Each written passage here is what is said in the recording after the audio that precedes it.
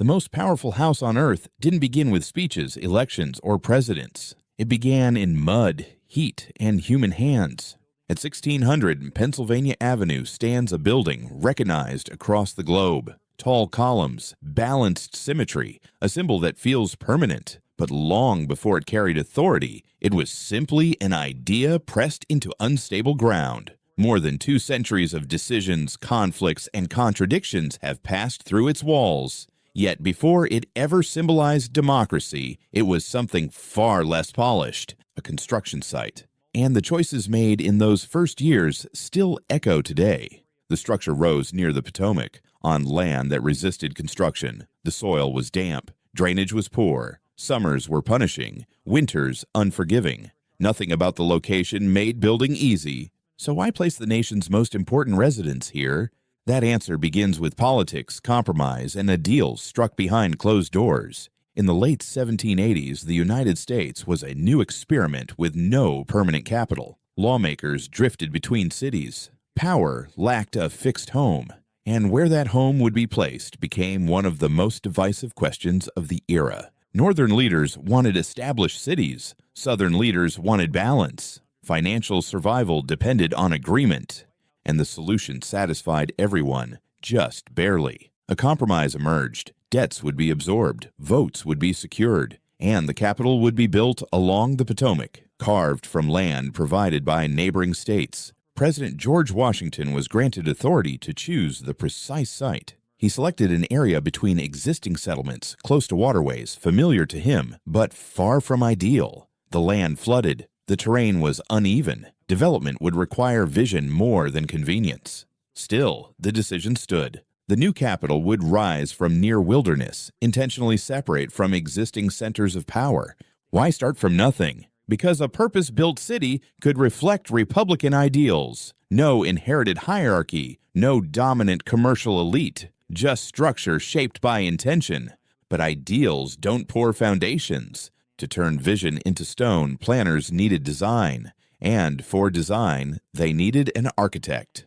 A competition was announced. Submissions poured in, some restrained, others excessive. The instructions were clear but difficult. The president's residence must be dignified, not royal, enduring, not extravagant. How large is too large? How humble is too small? Even Thomas Jefferson entered anonymously, offering a classical design inspired by ancient forms. His vision favored restraint. It was thoughtful. It was symbolic. It was rejected. The winning plan came from an immigrant. James Hoban, trained in the Georgian tradition, submitted a design that balanced authority with moderation, rectangular, symmetrical, classical without excess. It suggested permanence without a crown. Washington approved it. And with that decision, construction could begin. Ground was broken in 1792. Stone foundations were laid carefully because failure here meant failure everywhere. Trees were cleared, earth was leveled, water redirected. Stone arrived from quarries miles away, transported by river, hauled by hand, shaped with precision. Every block mattered. But buildings are not raised by plans alone. The workforce was divided, not by skill, but by freedom. Skilled craftsmen carved, measured, assembled. Many were immigrants trained in Europe, paid for their labor. Alongside them worked others who were not paid at all. Enslaved laborers dug, hauled, lifted, and built. Some were highly skilled, carpenters, masons, blacksmiths. Their expertise equaled that of free workers, but their compensation went elsewhere. Records exist. Names often do not. Payments were made to owners, not to workers. Power often hides its foundations. The work was dangerous. Scaffolding was crude. Stone crushed. Weather slowed progress. Summer heat drained bodies. Winter froze mortar before it could set. Injuries happened. Documentation was sparse. Still, the walls rose. By the mid-1790s, the shape of the building became visible. Visitors could finally see what the plans promised. But visibility did not mean completion. Years of labor remained. And what rose from that ground carried a contradiction that could not be erased. The residence designed to house liberty's leader was built in part by people denied liberty themselves.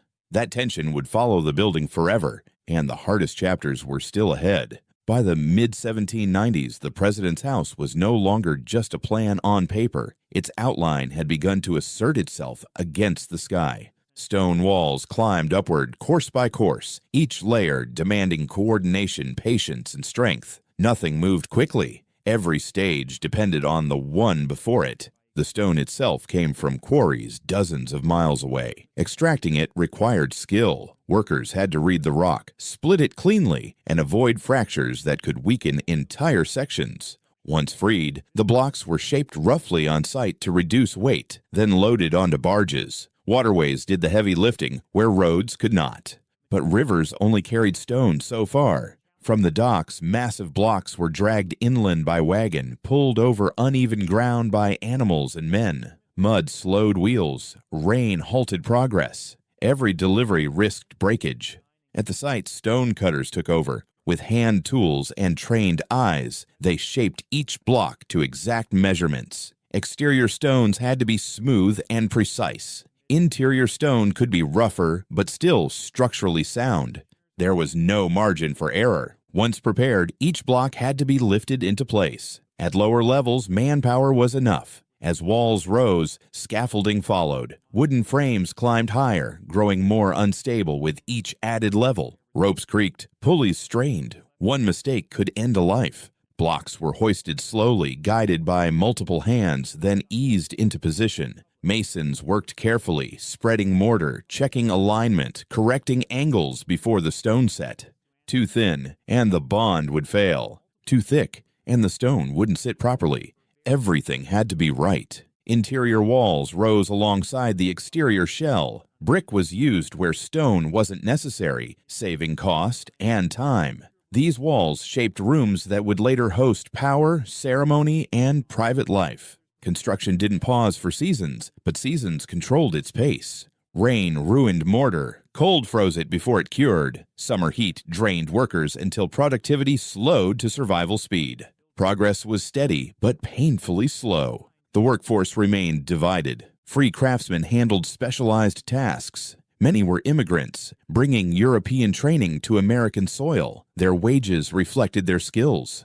Alongside them worked enslaved laborers, hired out by their owners. They hauled stone, mixed mortar, assisted masons, and climbed scaffolding under the same risks. Some enslaved workers were skilled tradesmen themselves, carpenters, masons, blacksmiths. Their expertise matched that of free men, but their labor benefited others. They were recorded not as individuals, but as quantities. 3 laborers, 5 carpenters, weeks of hire. Names were rarely written down. History remembers buildings better than builders. By 1795, sections of the walls had reached their full height. The building's footprint was unmistakable now. Visitors could see scale, proportion, ambition. But recognition did not mean readiness. Exposed stone weathered quickly. Some blocks deteriorated before construction even finished, forcing repairs that drained time and money. Scaffolding accidents occurred. Tools slipped, stones cracked. The risks were accepted as unavoidable. The house was rising, but the hardest work still lay ahead. By 1797, the exterior shell stood mostly complete. The structure had form. It had presence. But without a roof, without floors, without finished interiors, it was still vulnerable, still raw.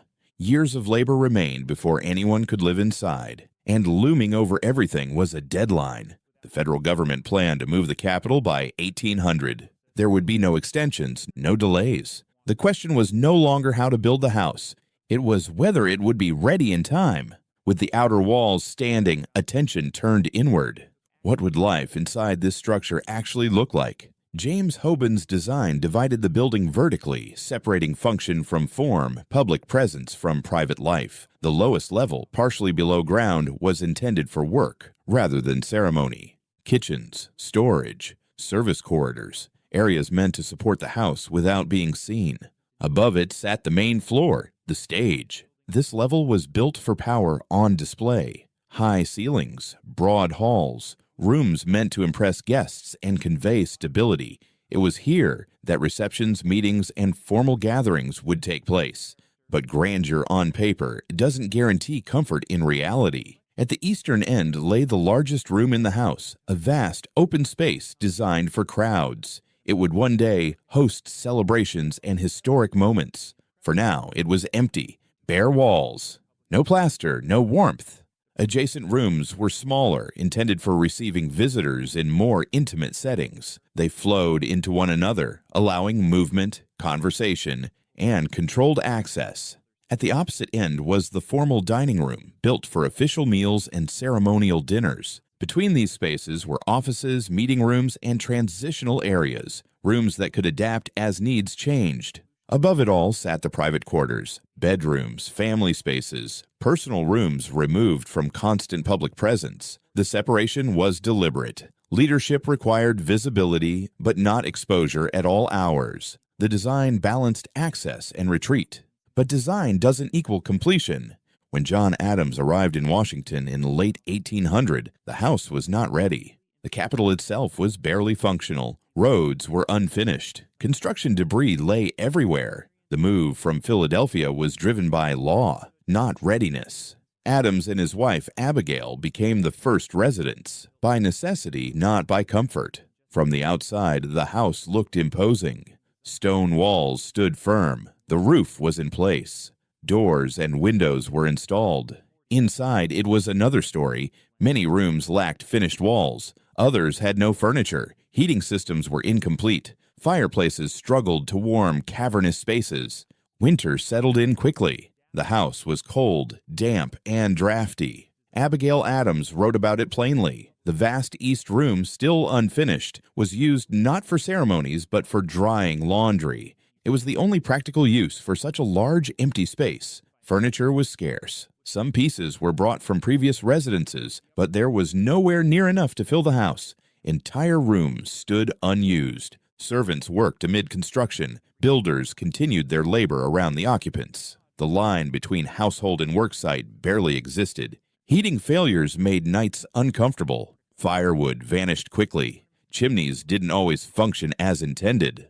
Washington winters cut through stone. Power lived here, but comfort had not arrived. Despite the conditions, Adams attempted to perform presidential duties. Visitors were received. Government continued. But entertaining was limited. Formal events were nearly impossible. The House could shelter authority, but not yet support it. After only 4 months, Adams' presidency ended. He departed quickly, leaving behind a residence still incomplete. His brief occupancy proved something important. The building could be used, but barely. And the next resident would not accept barely. When Thomas Jefferson arrived in 1801, he saw not just a house, but an unfinished argument. An argument between vision and reality. And he intended to resolve it. Thomas Jefferson entered the president's house with a different mindset than his predecessor. Where Adams endured the structure, Jefferson engaged with it. He had studied architecture deeply. He believed buildings shaped behavior, and behavior shaped politics. To him, this house was not finished. It was unfinished thought. The stone walls stood. The rooms existed, but the building did not yet function as it should. Jefferson began quietly reshaping it. One of his most important changes extended outward rather than upward. On both sides of the house, covered walkways and terraces were developed, connecting the main residence to support buildings. These additions served practical needs: storage, service access, movement without exposure to weather, but they also reshaped how the house felt. The structure no longer stood alone. It began to breathe. The terraces lowered the building's visual dominance, stretching it horizontally into the landscape. The effect was intentional. Jefferson wanted authority without intimidation. Classical columns lined the covered passages, drawing inspiration from ancient forms Jefferson had studied overseas. These elements softened the building's profile while expanding its usefulness.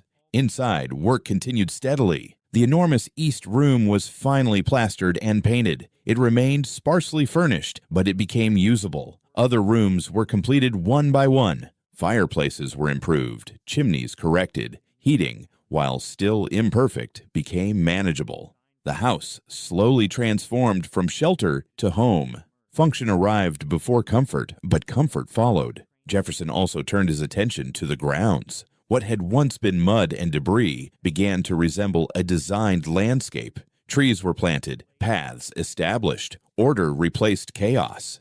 The president's house was no longer isolated in near wilderness. The Capitol itself was beginning to take shape. Jefferson adapted interior rooms to suit his working style. He preferred accessibility over ceremony. Public access remained open. Formality was minimal. The house hosted science as much as politics. Maps, specimens, instruments. Rooms were used as workspaces rather than stages. The tension between Republican ideals and a grand residence never disappeared, but Jefferson navigated it deliberately.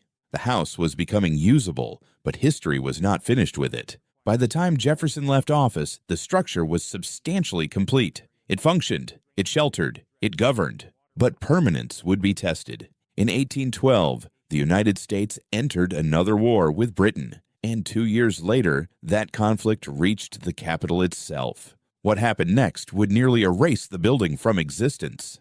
In August of 1814, the president's house faced its greatest test, not from politics, but from war. British forces moved toward Washington as part of a wider campaign during the War of 1812. American defenses failed quickly. The battle meant to protect the Capitol collapsed. Washington was left exposed. President James Madison and his cabinet fled the city. The Capitol emptied in panic. But one person remained behind longer than advised: Dolly Madison. What she chose to save would shape national memory. As enemy troops closed in, she gathered what could not be replaced: official papers, government records, symbols of continuity. Most famously, she ordered the removal of a full-length portrait of George Washington. The frame was too large. Time was short. The canvas was cut free. Moments later, she escaped. British troops entered the president's house that evening. Accounts differ, but many describe a strange pause. Tables set, meals prepared, untouched. The invaders reportedly ate before beginning the destruction. Then the fires were lit. The interior burned violently. Wooden floors, beams, staircases, all consumed. Heat cracked stone. Smoke blackened walls. Furniture vanished. Documents burned. Years of labor turned to ash. Only the outer walls survived. Stone does not burn, but it remembers heat. The terraces collapsed. Roof structures failed. The house became a hollow shell glowing against the night sky. Other government buildings burned as well. The Capitol, Treasury offices, symbols of governance reduced to ruins. The Capitol itself was humiliated. A storm swept through the city the following day. Heavy rain extinguished what fire had not finished. Some later claimed a tornado aided the destruction and the retreat. British forces withdrew. Washington was left wounded, and a decision loomed: rebuild or abandon the Capitol entirely. Some argued the city had failed, that the experiment should move back to an established center. But abandoning Washington would have meant conceding more than buildings. It would have meant conceding resolve. The decision was made. The Capitol would stay, and the president's house would rise again. Reconstruction began in 1815. The ruins of the president's house stood as both obstacle and opportunity. The interior was gone, the roof destroyed. Everything made of wood had burned away, but the stone walls still stood. They were cracked, stained, and damaged, but intact enough to save. That survival changed everything. James Hoban, the original architect, was called back. No one understood the building better. He would rebuild what he had once created, this time under pressure, scrutiny, and memory. The goal wasn't to reinvent the house. It was to restore it. Workers cleared debris first: charred beams, ash, collapsed floors. The scale of destruction became fully visible only after the interior was emptied. What remained was a shell. From there, reconstruction followed the original plan closely. Floors were framed again, staircases rebuilt, roof structures raised. Stone replacements were brought from the same quarries as before to maintain consistency. Craftsmen worked carefully to match color and texture. The building regained its form faster than expected. In less than 3 years, the house was habitable again. But something had changed forever. The fire had left the stone discolored, darkened by smoke, scarred by heat. Repair alone wouldn't restore its appearance. So the exterior was coated. White paint served practical needs. It sealed the stone, hid damage, unified mismatched repairs. It was durable and affordable. but it also transformed perception. The building emerged brighter, cleaner, renewed. From ash came an identity. The color stuck.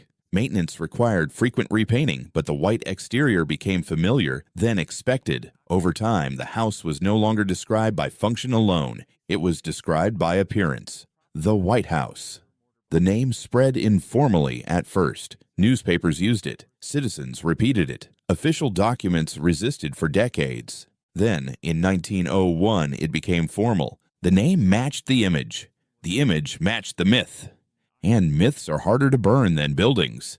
The reconstructed house resumed its role. Presidents returned. Governance continued. The Capitol endured. But the meaning of the building had evolved. It was no longer just a residence. It was proof of survival. Built from compromise, scarred by contradiction, rebuilt after humiliation, and still standing. The White House became more than stone and paint. It became memory. After Reconstruction, the president's house entered a long period of quiet transformation. No single moment defined it. Change arrived gradually, layered over decades, as each administration adjusted the building to its needs. Some of the most visible additions came from plans that had existed since the beginning, but were delayed by cost, war, and urgency. In the 1820s, those plans finally took shape. The south-facing portico was added first. Its sweeping curve and classical columns extended the building outward, creating a sheltered connection to the grounds behind it. A few years later, the north portico followed, completing the formal entrance facing Pennsylvania Avenue. With these additions, the house finally looked the way it was always meant to. The porticos changed more than appearance. They changed how people approached power. Visitors now arrived through a defined ceremonial space. The building no longer rose abruptly from the land. It announced itself. Inside, change continued quietly. Rooms were redecorated, furniture replaced, functions reassigned. One administration sitting room became another's office. The flexibility of the interior allowed this constant reinvention. Technology arrived in stages. Running water was introduced gradually, improving sanitation. Gas lighting replaced candles and oil lamps, allowing events to continue after dark. Later still came electricity. Early wiring was primitive. Switches were unfamiliar. Some residents reportedly feared touching them. But once adopted, electric light transformed the building's rhythm. The house no longer slept when the sun went down. Heating systems improved as well. Fireplaces were supplemented, then partially replaced by centralized systems that finally made winters manageable. Comfort increased, but so did complexity. The grounds evolved alongside the interior. Gardens were planted, lawns shaped, trees matured. What began as raw terrain became intentional landscape. First ladies often led these changes, shaping the environment as much as the rooms themselves. Security, once minimal, became unavoidable. Early on, the public walked freely through the grounds. Access symbolized openness. But as threats emerged and presidents were assassinated, that openness narrowed. Fences appeared, guards followed, entry became controlled, democracy learned caution. By the late 1800s, the building showed its age. Decades of constant use left marks. Systems strained, space grew tight. The presidency itself had changed. What began as a modest executive role had expanded into a complex administrative force. Staff numbers grew, offices multiplied. The house was no longer just a home, it was a workplace. Yet it was never designed to be one. This tension between residents and institution settled into the walls. The building adapted, but it was clear that deeper changes would eventually be necessary. Still, the core endured. The structure Hoban designed remained recognizable. Beneath updates and additions, the original vision held. And with it came a reckoning long delayed. For much of its history, the story of the president's house focused on who lived inside it. Presidents, first ladies, decisions made behind closed doors.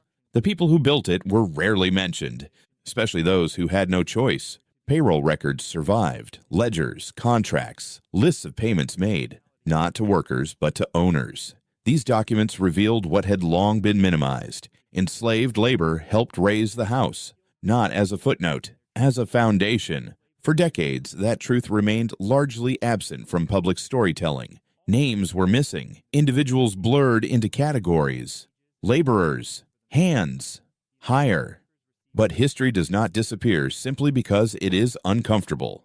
In the late 20th century, historians began returning to the archives with different questions. They cross-referenced documents, compared records, reconstructed fragments. Slowly, names emerged: carpenters, masons, laborers, men whose skills shaped stone and timber, yet whose lives were constrained by bondage. Their work had been essential. Their recognition had been delayed. A nation remembers itself by what it chooses to name. Modern interpretation changed. Educational programs evolved. Tours began including these facts openly. Plaques were installed. Research expanded. The White House Historical Association and others worked to recover identities where possible, not to rewrite history, but to complete it. This acknowledgement did not weaken the building's symbolism. It deepened it, because strength without honesty is fragile. The White House stands today as both achievement and contradiction. It represents democratic leadership. It also reflects the compromises embedded in the nation's founding. Liberty proclaimed, inequality practiced. Both are true, and both live in the same walls. Visitors today walk through rooms shaped by centuries. Decisions were made here that altered lives far beyond these halls. But beneath polished floors and painted stone lies a deeper story, one that begins with labor, endurance, and human cost. The building has survived war, fire, expansion, and reinvention. It has changed, but it has not forgotten. And neither should we. Understanding the White House means holding complexity without simplifying it away. It means honoring vision while acknowledging reality. It means remembering not only those who governed, but those who built. The White House remains one of the most recognized buildings on Earth, but its true power lies not in its appearance. It lies in its history, fully told.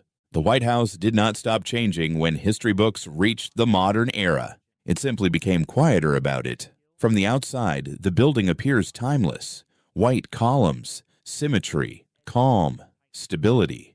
It gives the impression of permanence, as if it has always existed exactly as it does now. But permanence is an illusion carefully maintained. Inside, the building functions as a living system, constantly repaired, upgraded, secured, and adapted to demands that never existed when the first stones were laid. Power today moves faster than stone ever could. Every modern president inherits not just a residence, but an operating machine. The White House now supports communications systems, secure networks, emergency operations, intelligence briefings, and global coordination, layers of complexity hidden behind walls designed for fireplaces and candlelight. A house built for letters now moves the world in seconds. Yet despite all modernization, the original structure still imposes limits. Ceilings cannot be raised without consequence. Walls cannot be moved freely. Foundations resist radical change. Every upgrade must negotiate with history. Electrical lines are threaded through spaces never meant to carry them. Climate systems are concealed behind plaster. Reinforcement happens invisibly, often at night, so the public image remains undisturbed. What appears static is in constant motion, and this tension between appearance and function mirrors the presidency itself. Public calm, private pressure. The building reflects the office it houses. Security has reshaped the grounds more than any aesthetic preference. Where openness once defined access, layered defense now governs every approach. Fences stand farther back. Barriers are disguised as landscaping. Armed protection blends into routine. None of this is accidental. Every adjustment responds to threats, some realized, others anticipated. The White House today is one of the most protected residences on Earth, but this protection creates a paradox. It must remain a symbol of democracy while operating like a fortress. That balance is never settled. Visibility and vulnerability are locked in constant negotiation. Inside, the daily rhythm is relentless. Staff members move through hallways before dawn. Schedules compress. Decisions stack. Crisis rooms remain on standby, even during routine days. Most of the people who make the building function will never appear on camera. Maintenance crews, electricians, engineers, security staff, housekeepers, technicians. Their labor keeps the illusion intact, just as it always has. Power depends on people it rarely names. The continuity between past and present is uncomfortable, but real. The enslaved workers of the 1790s are not equivalent to modern staff. The injustice is not the same. The conditions are not the same. But the pattern of invisibility echoes. The building has always relied on labor that remains largely unseen, and that truth complicates the image of effortless authority. The house is not powerful on its own. It is powered. Every generation redefines what the White House means. For some, it is a beacon. For others, a reminder of exclusion. For many, both at once. It has hosted moments of national pride and moments of national shame. Declarations, apologies, celebrations, resignations, walls absorb everything. The same rooms have witnessed hope and fear, triumph and regret, policies that expanded rights, decisions that constrain them. The building does not judge, it records. And records are harder to erase than monuments. The effort to acknowledge the building's full history continues today. Educational materials evolve, language changes, public conversations shift. The goal is no longer to preserve a simplified story, but to present a complete one. Not a heroic myth, not a cynical teardown, but a truthful account. That truth includes compromise, exploitation, ambition, idealism, failure, persistence, all of it. The White House is not a contradiction because it contains these elements. It is a contradiction because the nation itself is. The building merely makes that visible. From the outside, the White House suggests clarity. From the inside, it reveals complexity. Its endurance is not proof of perfection, it is proof of adaptation. It has survived because it changed when it had to, while pretending it never did.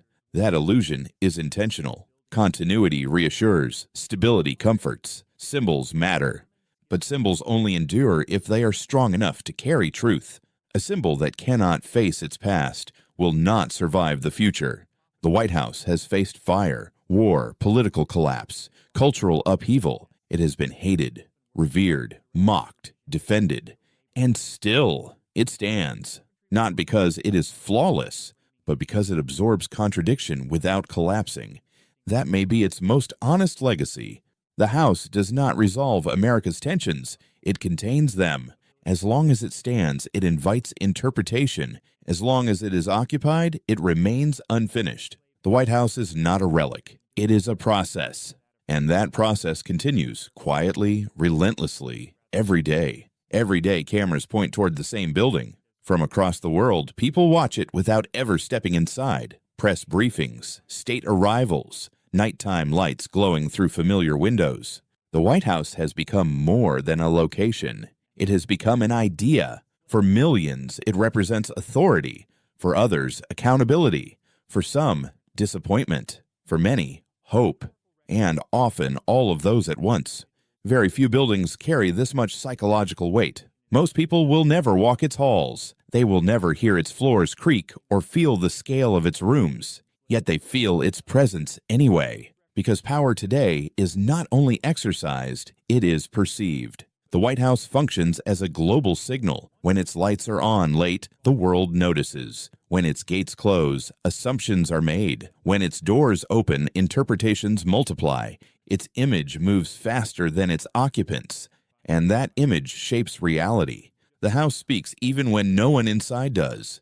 This is why its appearance is so carefully maintained. Every repainting, every restoration, every measured public glimpse is deliberate. Cracks are repaired quickly. Damage is concealed. Wear is managed, not to deceive, but to reassure. Stability must look effortless. The irony is that nothing about this building has ever been effortless. From the beginning, it demanded sacrifice, labor, compromise, endurance. It has always asked more than it gives back. Power extracts before it inspires. And yet, the building continues to matter, not because it is sacred, but because it is shared. The White House does not belong to a single person, party, or generation. It outlives them all. Presidents come and go. Administrations rise and fall. Policies reverse. The House remains.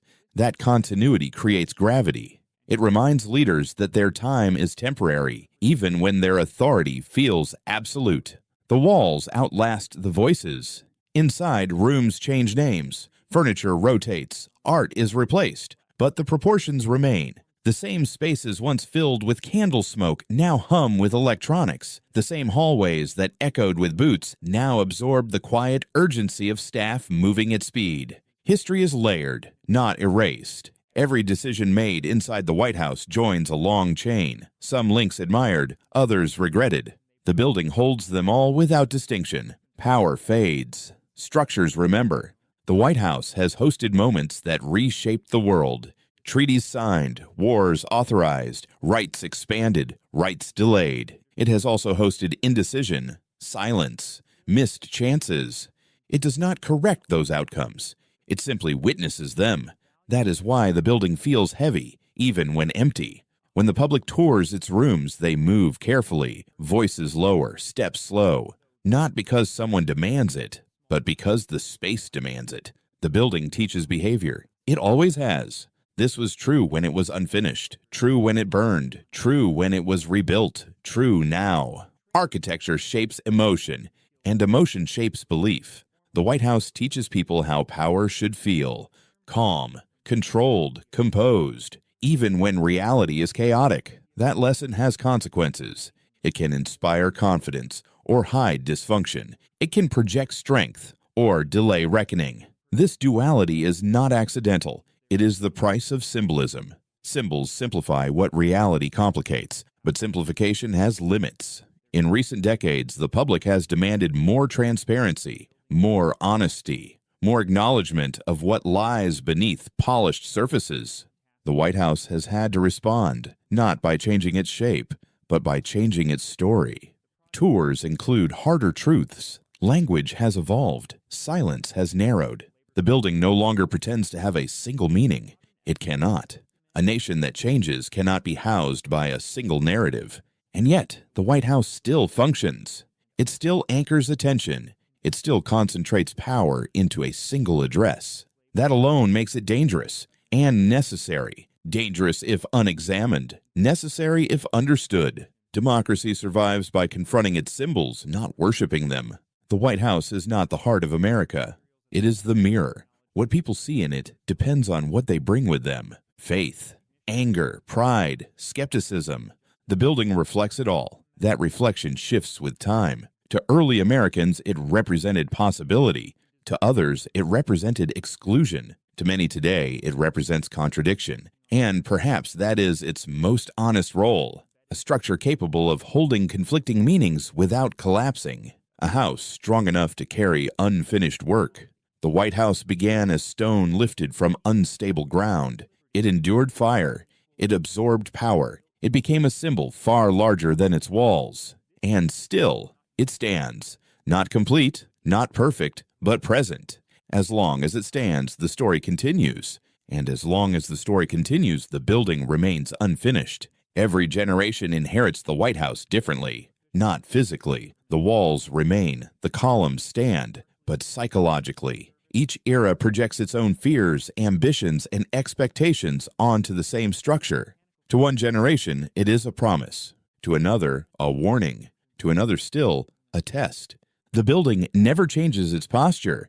People do. And that is why the White House never stops being contested. The future of the House will not be decided by architects or historians alone. It will be shaped by how power itself evolves. Technology will continue to compress time. Decisions will be made faster. Crises will unfold publicly before they can be privately understood. The White House will be expected to respond instantly while still appearing deliberate. That tension will only intensify. The building was designed for reflection. Modern governance demands reaction. Stone moves slowly. Power no longer does. Future renovations will be quieter, deeper, and more complex. Systems will be buried further beneath the surface. Security will grow less visible, but more absolute. The house will look the same, but it will function very differently. That too mirrors democracy itself. On the surface, rituals remain unchanged. Elections, inaugurations, addresses, traditions repeated. Underneath, the mechanisms shift continuously. The White House becomes the stage where continuity is performed, even when transformation is underway. Performance is not deception. It is reassurance. The danger arises when reassurance replaces accountability. This is why the building must be remembered honestly, not only as a seat of leadership, but as a product of its time, a structure born from compromise, shaped by inequality, sustained by invisible labor, and elevated into myth. If the White House teaches anything, it is this: power does not begin clean. It inherits. Every leader enters a house already carrying history. The future presidents who walk its halls will not escape that inheritance. They will add to it. Some will expand rights, some will restrict them, some will be remembered, others will fade. But the house will remain, quietly recording outcomes rather than intentions. This is what buildings do better than people. They remember without justifying. The challenge for the future is not whether the White House will endure. It will. The challenge is whether the story told about it will remain honest, because honesty is fragile. It erodes when convenience replaces truth. It disappears when symbols become shields. A democracy that cannot examine its most powerful symbol risks being ruled by it. Reverence without scrutiny is how institutions rot. The White House does not ask to be worshipped. It asks to be understood. As a structure, as a system, as a reflection, understanding does not weaken its meaning. It strengthens it. The building becomes more powerful when its contradictions are acknowledged, because denial has never been a sustainable foundation. What endures is not perfection, but reckoning. In the end, the White House is not a monument to certainty. It is a monument to persistence. Persistence through flawed beginnings. Persistence through violence and repair. Persistence through moral failure and gradual correction. It is unfinished because the nation itself is unfinished. And perhaps that is the point. A finished symbol would imply a finished democracy. The White House remains open to revision, physically, politically, and morally. Its walls will be repainted again, its systems replaced again, its meaning argued over again. That argument is not a weakness. It is proof of life. The house stands where it was first placed, on land once considered unsuitable, difficult, inconvenient. It still is, and yet it remains. Not because it was easy to build, but because abandoning it would mean abandoning the work. When night falls in Washington, the White House does not disappear. Its windows glow, its silhouette holds. Even in darkness, it announces itself. This is not accidental. Light has always been part of the building's language. From candlelit rooms to electric chandeliers to the constant illumination of the modern era, the house has learned to remain visible, even when the nation is unsure where it stands. Visibility suggests control. Illumination suggests awareness, but neither guarantees wisdom. The light only shows where power sits, not how it is used. What remains most striking about the White House is not its beauty, nor its history, nor even its authority. It is its patience. The building waits. It waits through administrations, through crises, through applause and outrage, through hope and disappointment. It does not rush toward redemption. It allows time to decide meaning. Few symbols are patient enough to survive reinterpretation. The White House has been reclaimed again and again by people who demanded that it represent more than it once did. Expanded rights were not gifted by the building. They were forced into its story. Progress entered these rooms not politely, but insistently. And that matters, because it reminds us that symbols do not lead change. People do. Buildings do not create justice. People demand it. The house reflects who is allowed to speak within it and who is not. When access widens, its meaning widens. When access narrows, its meaning hardens. The White House is neutral only in stone. Everything else is human, and humans leave marks. Some marks are celebrated, some are erased. Some resurface later, demanding recognition. The recent effort to name the unnamed, to acknowledge enslaved laborers, invisible workers, forgotten contributors, is not about rewriting history. It is about completing it. Completion does not require comfort. It requires honesty. Honesty is the final renovation. The White House does not need to be forgiven. It needs to be understood as a structure shaped by its era, as an institution shaped by power, as a symbol shaped by conflict. It cannot escape those forces. Neither can the nation it represents. To remember fully is to inherit responsibly. The future of the White House will depend less on architecture than on memory. What stories are told to visitors?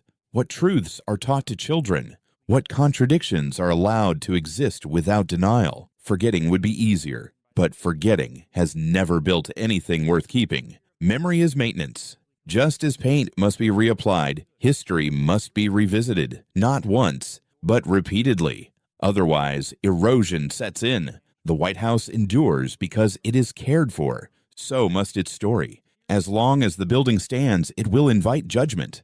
As long as it is judged, democracy remains alive. The day the White House becomes unquestioned is the day it becomes dangerous. Silence is never neutral when power is involved. The president's house began as an experiment in architecture, in governance, in compromise. Experiments are not meant to be frozen. They are meant to be evaluated, adjusted, improved, sometimes dismantled and rebuilt. The White House survived because it was allowed to change, physically and symbolically, without pretending it never had to. That is its quiet lesson. Endurance requires revision. The building will continue to stand long after today's debates fade. New arguments will replace old ones. New occupants will bring new pressures. New generations will demand new meanings. And the House will absorb them, not as judge, but as witness. The White House is not the end of the story. It is the place where stories pass through. What matters is what leaves with them. When the camera finally pulls back, the White House does not react. It never does. There is no acknowledgement of attention, no response to praise or criticism, no visible awareness of being watched by millions. And that silence is revealing. Because the building has never spoken for itself. Others have always spoken through it. Power rarely speaks in its own voice. Every statement delivered from this address carries layers. Speechwriters, advisors, institutions, history. The building becomes a vessel rather than a source. It amplifies intention, but it does not create it. This distinction matters. Too often, symbols are blamed for decisions they did not make, or praised for progress they did not initiate. The White House does not govern. People do. And people are temporary. What the House offers instead is continuity, sometimes helpful, sometimes dangerous. Continuity can stabilize a system. Continuity can also protect failure. The same walls that witnessed expansion of rights also witnessed resistance to them. The same rooms that hosted progress also absorbed delay. The building did not choose either path. It simply remained. Structures do not choose morality. Societies do. This is why the White House provokes such strong emotion. It concentrates responsibility into a single image. Hope gathers there. So does anger. When things go right, the building is celebrated. When things go wrong, it is blamed. Both reactions misunderstand its role. The House is not the cause. It is the container. Understanding this does not reduce accountability. It sharpens it. Because once symbolism is stripped away, responsibility becomes harder to evade. Decisions are no longer abstract. They are human. The White House has always exposed this tension between the comfort of symbolism and the discomfort of truth. That tension has never been resolved, nor should it be. A resolved symbol would signal the end of questioning, and questioning is the lifeblood of democracy.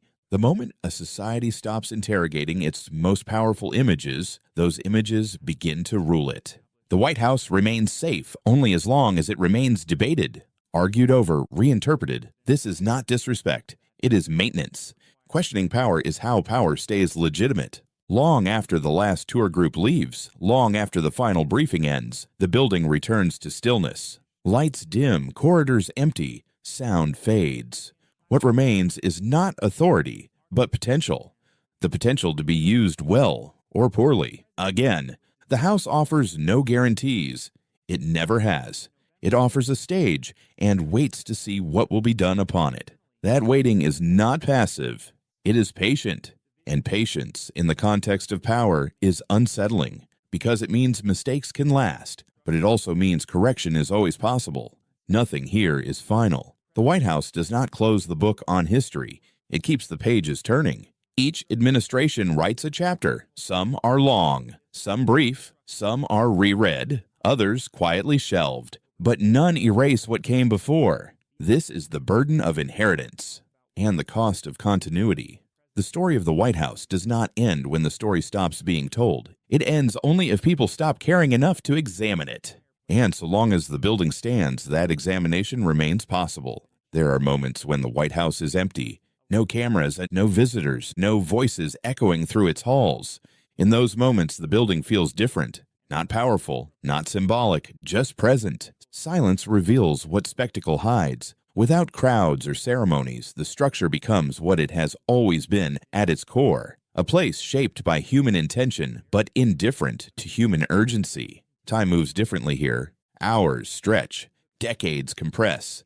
A single room can hold centuries of memory without changing its shape. This is why silence matters. It strips the building of narrative and leaves only form. And form tells its own story. Form remembers pressure. Stone bears marks invisible to the casual eye. Floors slope slightly from age. Walls settle. Corners soften. No restoration fully erases use. The building carries wear not as damage, but as evidence. Evidence that it has been lived in, worked in, argued within. The White House is not preserved as a museum artifact. It is preserved as a functioning organism. And organisms age. Maintenance is an admission of vulnerability. Every repair acknowledges that endurance is not automatic. It must be earned repeatedly. Paint peels, systems fail, materials degrade. Without constant attention, even the most iconic structures collapse quietly. This is not unique to architecture. It is true of institutions. The White House survives because it is never left alone. Caretakers notice small failures before they become irreversible ones. Democracy requires the same vigilance. What lasts is what is maintained. The temptation is to believe that symbols sustain themselves. They do not. They rely on belief, on care, on scrutiny. When attention fades, decay accelerates. The White House teaches this lesson without instruction. Neglect is never neutral. The building has seen eras of intense focus and eras of relative disregard. During moments of crisis, every detail is examined. During calmer times, assumptions creep in. Assumptions that stability is permanent. Assumptions that systems will hold without effort. History shows otherwise. Every period of neglect leaves a mark that later generations must repair. Silence can preserve or conceal. In the absence of storytelling, the building does not explain itself. It waits for interpretation. That interpretation can clarify truth or distort it. This is why storytelling matters. Not to glorify, not to condemn, but to contextualize. The White House does not benefit from myth. It benefits from understanding. Myth simplifies. Memory complicates. Truth survives complexity. To understand the White House is to accept that it cannot be reduced to a single meaning. It is a home, a workplace, a stage, a shield, a target, a mirror, sometimes all at once. Any attempt to flatten that complexity fails. The building resists it. Its very longevity contradicts simple narratives. No single era defines it. No single leader owns it. No single ideology explains it. The White House is defined by accumulation, layer upon layer, decision upon decision, correction upon mistake. In emptiness, the house feels honest, unimpressed by urgency, unaffected by outrage, unmoved by praise. It waits because it can afford to. Time has taught it patience. Patience is the privilege of endurance. Most systems fail before they learn it. The White House did not. It learned patience through fire, rebuilding, scrutiny, and survival. That patience is not wisdom, but it creates space for wisdom to emerge, if people choose to use it. And that choice remains open. For most people, the White House is never close. They see it through screens, through photographs, through carefully framed angles. It feels familiar, but unreachable. That distance is intentional. Power, when it feels too close, becomes fragile. When it feels too far, it becomes abstract. The White House exists in that narrow space between intimacy and separation. Close enough to feel real, far enough to remain intimidating. Tourists line up outside its gates every day. They pose for photos. They point. They smile. Very few consider what it would feel like to work there, to arrive before sunrise, to leave after midnight, to move through hallways where history is not symbolic, but operational. Inside, the building does not feel grand in the way people expect. It feels tight. Corridors narrow, offices compress, ceilings lower in unexpected places. The building was never designed for a modern administrative state. People work on top of one another. Urgency stacks. Privacy evaporates. Power does not feel expansive when you are inside it. It feels constrained. Decisions are made under pressure, not visible to the outside world. Interruptions are constant. Time is fragmented. The illusion of calm projected outward masks intensity within. This disconnect shapes perception. From the outside, leadership appears decisive. From the inside, it often feels reactive. The White House amplifies this contradiction. The building makes power look composed even when it is not. And that matters, because people trust what appears stable. They assume control exists where order is visible. The White House reinforces this assumption, sometimes rightly, sometimes dangerously. It reassures even when uncertainty dominates. That reassurance can sustain confidence or delay accountability. Stability can comfort or conceal. Those who work inside the White House understand this instinctively. They learn quickly that symbolism must be managed as carefully as policy. Lighting matters, framing matters, language matters. Not because image replaces substance, but because image shapes interpretation. Interpretation shapes reaction. Reaction shapes reality. Power today is mediated before it is exercised. The White House sits at the center of that mediation. It is not merely where decisions are made. It is where decisions are seen being made. That distinction defines modern governance. The building has adapted to this role without ever acknowledging it. Rooms become backdrops, windows become signals, stairs become stages. The architecture absorbs the performance, and performance becomes indistinguishable from authority. This creates a final paradox. The White House appears to concentrate power, but in reality, it disperses responsibility across layers of people, systems, and processes. When outcomes fail, blame diffuses. When outcomes succeed, credit concentrates. The building facilitates this imbalance, not by design, but by function. Power rarely sits where it appears to. Understanding this does not weaken democracy. It clarifies it. The White House is not where control lives. It is where control is displayed. Displayed control reassures. Actual control is messier, more fragile, more human, and that humanity is the final truth.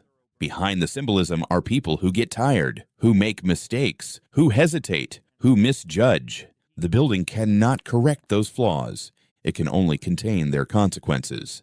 This has always been true. From the first workers who lifted stone under coercion to the presidents who inherit impossible decisions, the White House holds human imperfection at scale. That may be why the building endures fascination. It looks permanent, but it houses uncertainty. It looks resolved, but it contains unfinished work. The distance between appearance and reality is where history happens, and the White House sits directly inside that gap. At some point, every society must decide what it will do with the power it inherits. Not the power it dreams of, not the power it claims, but the power already built, layered by generations, shaped by compromises long past. The White House represents that inheritance in physical form. No president begins with a blank slate. No administration enters an empty house. Power arrives furnished. The desks are already worn, the rooms already named, the expectations already set. Choices are made within boundaries defined decades or centuries earlier. This is both a limitation and a safeguard. Limits prevent recklessness. Safeguards slow collapse, but they also create moral distance. It becomes easier to justify decisions by pointing backward. This is how it's always been done. Tradition can explain behavior or excuse it. The White House embodies that tension. It carries the authority of continuity, which can legitimize stability, but also entrench injustice if left unexamined. Responsibility begins where inheritance ends. That boundary is rarely clear. The building does not enforce accountability. People must. Inherited power still requires earned judgment. The acknowledgement of enslaved labor in the White House's construction did not erase the past. But it did something more important. It shifted responsibility from denial to recognition. Recognition does not accuse current generations of past crimes. It asks them to decide what they will do now with the truth. Truth creates obligation. Once known, it cannot be unknown. Once named, it demands response. The White House teaches this lesson quietly. It does not confess. It reveals when people are willing to look closely enough. Responsibility does not mean dismantling what was built. It means understanding what was paid to build it. Costs do not disappear when they go unpaid. They surface later, in trust, in legitimacy, in credibility. The White House's authority depends not on secrecy, but on the willingness of those who occupy it to confront uncomfortable realities. Power that avoids self-examination eventually loses consent. Consent is democracy's only renewable resource. Authority survives scrutiny. Power fears it. This is why historical reckoning matters, not as performance, not as apology theater, but as structural honesty. A building that can carry truth can carry leadership. A nation that can face contradiction can face the future. Avoidance weakens symbols. Honesty strengthens them. The White House remains standing because it has absorbed challenge without disintegrating. Fire did not end it. Exposure did not end it. Criticism did not end it. Each test refined its meaning. That process is ongoing. Responsibility does not conclude. It renews. The House cannot choose how it is used, but those who inherit it can. And that choice, repeated over generations, is what ultimately defines its legacy. At the end of every long story, a question remains. Not about the past, not about the building, but about the person listening. Because the White House does not exist only for those who work inside it. It exists for those who watch, judge, question, and remember. Power endures only when it is observed. The building stands on public land. Its image belongs to everyone. Its meaning is not privately owned. Every citizen becomes a silent participant in its story, whether they feel connected to it or not. This is the quiet contract democracy makes. You may never enter the House. You may never influence its decisions. But you are never excluded from interpreting what it represents. Interpretation is a form of power. The White House draws authority from belief as much as from law. When belief erodes, authority weakens. This is why narratives matter. Not slogans, not propaganda, but stories grounded in reality.